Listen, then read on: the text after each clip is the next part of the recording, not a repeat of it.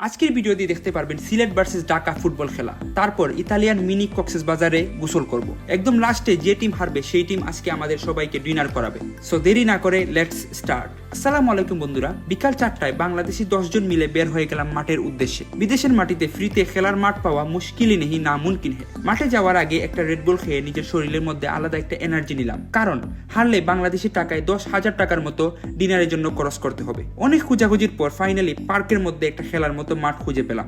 মাঠে গিয়ে দেখি বলের মধ্যে কোনো বাতাসই নেই, তাই বাঙালি একজন ভাই নিজের সকল বাতাস দিয়ে বলের মধ্যে বাতাস ঢুকানোর চেষ্টায় ব্যস্ত। ফাইনালি খেলা শুরু হলো। দীর্ঘ 2 ঘন্টা খেলার পর রেজাল্ট সিলেট 7 ঢাকা 6।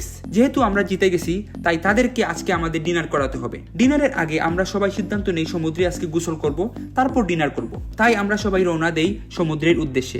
মাঠ থেকে সমুদ্রের দূরত্ব মাত্র 5 মিনিট। আমার কাছে এই সমুদ্র এই শহরের সবচেয়ে সুন্দর প্লেস বলে মনে হয়। সমুদ্রের প্রতি আমার অলওয়েজ আলাদা একটা উইকনেস কাজ করে। সমুদ্রের পাথরগুলো আসলেই অনেক জুস এবং অসাধারণ। চিন্তা করেছিলাম গোসল করব, কিন্তু পানি বরফের চাইতে অনেক বেশি ঠান্ডা, তাই প্ল্যান ক্যান্সেল।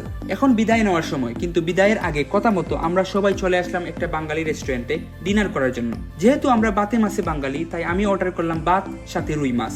দাম মাত্র 4 ইউরো।